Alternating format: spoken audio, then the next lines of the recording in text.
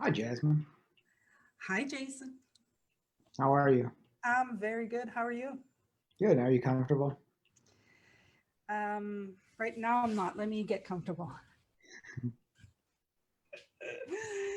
So, hello, everyone.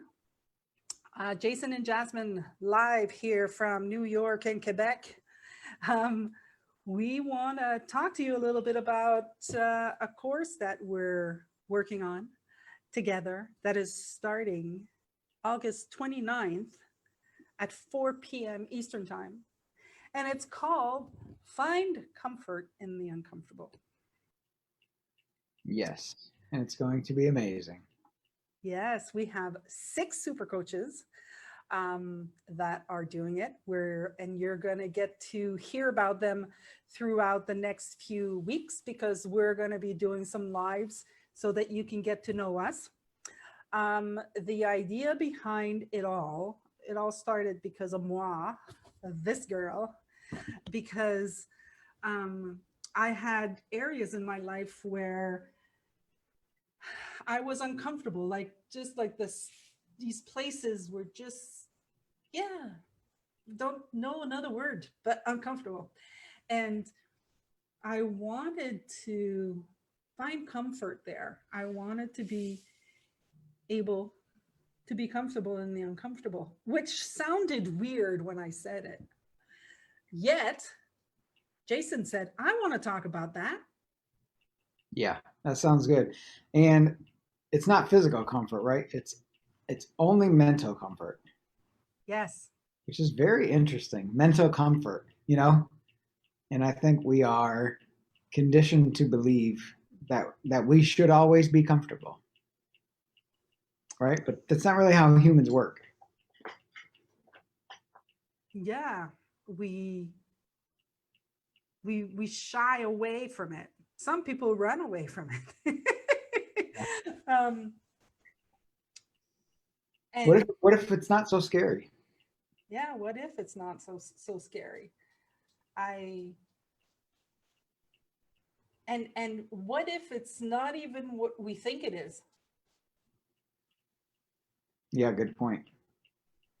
We think it says something about who we are, whether we're good enough or not, right? What are the Can you think of any big ones that come to mind as far as for me? It's probably social. Like, oh, am I being awkward? Am I? What do I say next? Am I staring at the person too long? Yeah, I got it. For me, it was and still is because it doesn't go away because I understand it, right? Yep. It still shows up at time. What I'm seeing for me is I want to be good. Like I want to be a good person. So it's like some things are just like, oh, if I do this, I'm not going to be able to be good there. So I would just shy away from it. So would that be like, let me take on this project, but I have no idea how to do a podcast, so I could never do that because I'll probably fall flat on my face. Yeah, yeah. Or um, or take your dog who's annoying you and bring him on camera because that's just what she wants to do. And you're like, yeah, but what are people going to say about that? Right? The Yeah, girl brings her dog on. I think that makes people feel comfortable. It's like, wow, I love dogs. You know, Yeah, so see? There you go. mine is I find myself saying a lot after I make my statement, then I say So it's interesting. I don't see it as a problem, but I just notice it. And maybe just the noticing, will kind of make it go in a different direction. So being uncomfortable, starting something new, right? It's like damn, at some point we didn't know how to walk. We didn't know how to talk. We didn't know how to do math. It all looked hard. There always has to be a place of beginning. Nobody's born as like oh, is that a saxophone? And picks it up and just does some Yeah, badass song on it. They have to, you got to start. You always have to start. it's true. It's like at some point we forget that before we knew what we know, we didn't know. Yeah. I have And this quote. Go ahead. and we just like at one point we just continued to go into what we know, into what we know, into what we know, and then we don't get to know anything new. And it becomes such a habit that when we're brought in front of something that is unknown, that makes us uncomfortable. Yeah.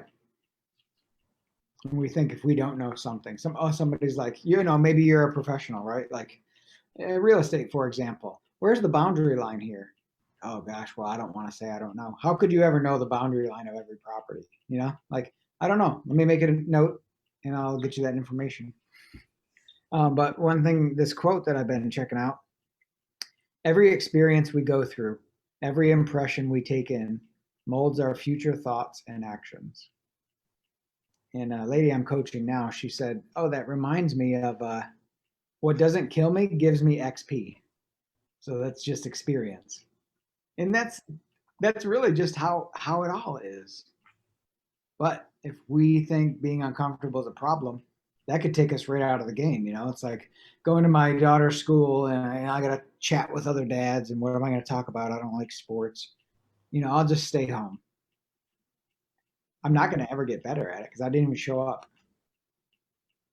Well, it reminds me, I got it makes me see that, one of the uncomfortable things that, was present for me in doing this class is that, I was going to be with 5 other people, and I'm used to doing things alone, right? So it was uncomfortable for me to actually get into a group. But what I'm realizing is that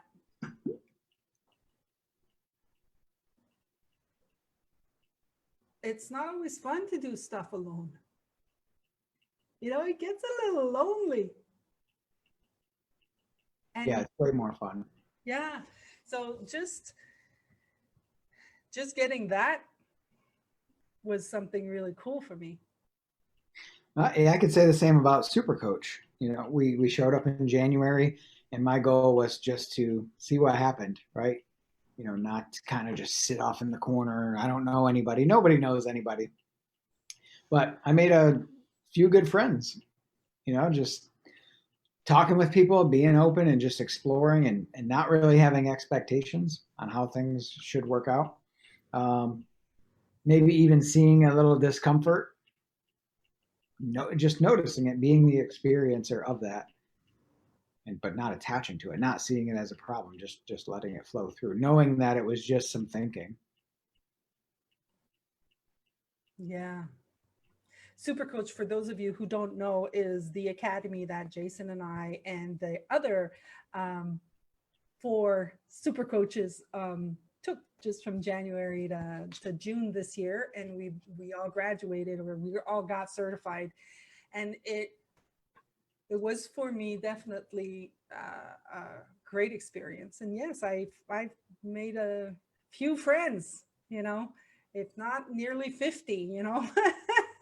We were all very close. We're still talking to one another. We're missing each other. I speak to people like today. I spoke with somebody yesterday, and it was fun because one of the things that I did when I came onto Supercoach was, because I'm so used to being alone, and I was like, okay, I got to make sure that I meet people. So I made sure that every time we moved, that I would be sitting next to somebody new. That's You fun. know, I do the same thing. you did the same thing, yeah. Yeah. So that's kind of cool because we got to meet a lot of people. I would go to lunch with somebody different. I Yep. didn't go to lunch at this different restaurants because I really loved the restaurant I went to, but Yeah. I went with somebody different every time. That's funny. I did that too. And I've been to other things and I never did do that. Me too. I usually sit in the back row where, you know, the leader's not going to see me or the teacher's not going to see me, not ask any questions. This is Yeah. like, no, I'm not going to do it this way. That's super cool. So, okay, being uncomfortable, right? And that probably is the difference, what we're talking about. A previous event that you've gone on and sat in the back, this event that you've gone on and sat in the front. What was different? What changed in the real world and what changed for you? Well, nobody bit me. I was not bitten, believe it or not. Like most people were fantastic. Actually, I should say just all people, not even most people. That's the wrong word. All people were fantastic. I loved everybody I met, as opposed to in the past, I might have just complained about how uncomfortable the chair was. So, what's the difference? Why didn't you do that same thing this time? The difference was I was studying the mind, and I was like, I don't have to listen to this habitual conversation of mine. Oops, sorry. Uh, Wait, listen to what? This one? this habitual conversation of mine. Oh, okay. So like this habitual thoughts that would just show up in my mind and tell me, no, sit in the back. Don't make sure they don't see you. Yeah. What if they call on me? And I of course it was there. And you know, the fact is sitting in the back is comfortable. And sitting in the front is comfortable. Or it's not. What's the difference? What do you see? My thinking. Yeah, it's like this car is ugly. No, that car is really amazing. No, it's ugly. And they fight back and forth. Well, they're both right and they're both wrong because it's how we're perceiving it.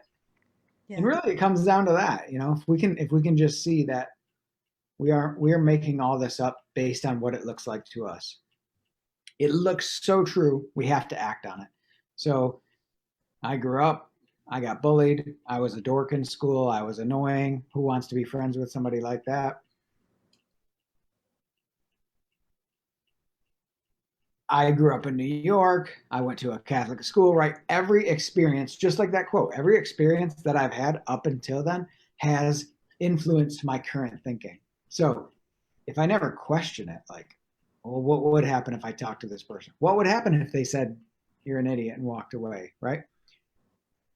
If I never question my beliefs, then they just look hard and true, like actual reality. Yeah. Yeah. You know, one of the things I was chatting about the other day was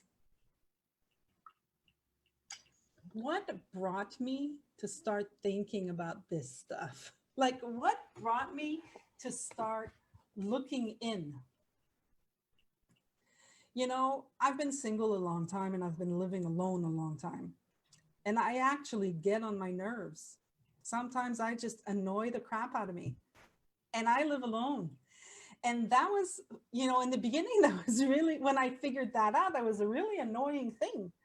Like, what do you mean you live alone? Like I couldn't, you know, let's say I was looking for the scissors and I didn't put the scissors the same place that, you know, well, I couldn't give anybody crap about it because I live alone, right? So that actually made me start looking and going, what is that about? You know, like, why am I annoyed about this kind of stuff? You know, and it just because, you know, I had no one else to talk to. I I had to look within. I had to look inside. And I love that I do that. I love that that's something that we can do because it gives me freedom to say, oh yeah, it's not over there. It's not out there. You know, it's not because of them. It's what I'm thinking in this moment. And I can change it like this. Yeah, just by noticing it, just by seeing, oh, I'm believing that I should always remember to put the scissors back in the drawer. That's not true. That's just a thought that looks true. When I believe that I should do that and I'm a piece of crap because I don't, I'm going to beat myself up about it. But if I can see that it was just made of thinking, because my mom always put it in the scissors, and if you don't put the scissors away, you don't get the internet or whatever the case is, for Yeah. people anyway. But Michael Singer, Michael Singer, he calls it your inner roommate, right? It's that voice that never shuts up, and it's always leading you down the wrong path. Like it gives you shitty advice, but you always go back for more. So guys, this is just a teeny bit of the stuff we're going to be looking at together. It's starting on August 29th. We have right now we have a price point of $147. And because we understand that this is the pandemic time, we're offering pay what you can also. So don't be deterred by this. Just come on down and come and sign up with us. So I'm going to tell you on the first week, we're going to have Kim that's going to come on, and she's going to talk about stories of hope. She's going to talk about, the certain situations that she had where she was able to find peace and love inside these uncomfortable moments like death, the death of a loved one. So she's going to talk about that. On week 2, Jason, you're going to talk about the nature of comfort. Yep. And how it's our default, and it's always available. So we'll see what comes of that. That'll be fun. I'm going to talk about the nature of thought. I love the nature of thought. I mean, once you figure out, thoughts aren't real, this is just so cool. Then we have Rob coming up, sending up a flare to illuminate the situation. That's my French, guys, that illuminate. Lorna is going to talk about discernment. And Ala's going to talk about discomfort is not what you think it is. So it's going to be cool. 6 Saturdays beginning August 29th. You can come on the live, or you can listen to the replay if you can't make it at 4 p.m. Eastern time. We're going to have a nice Facebook group where you're going to be able to go and listen to the replays whenever you want and forever. Yeah, and they can get to it tinyurl.com/2020-comfort. And I guess you'll probably post a link wherever we post this. We'll post a link. Exactly. We're going to post a link in there so that you guys can go and check it out. You'll see our bios. We did a good job, if I can say so myself. I think also what I want to mention is the refund policy, right? If you're like, I don't even know what this is, I don't want to get into something like this. Honestly, take a chance. I've been studying personal development, self-improvement for 20 years. And in March 2019, I read a book, and it was by Michael Neal, who's our Supercoach instructor. And I just realized the nature of all my problems. And from there, I started on this journey of just realization. So this can change your life. If you get in, what is our return policy? So you can come and do the first week. And if it's like, hey, this is not for me, we'll give you your money back. But honestly, take a chance, pay what you can. It is definitely worth it. I mean, yeah, we paid, what was the price? Supercoach. We each paid like $15,000. And that was from January to June. In March, I was telling people this has already been worth the amount of money that I paid for it. So, yes. So guys, hope this was helpful to you. We hope to see you because we're going to have a lot of fun. Yeah. So, thanks a lot.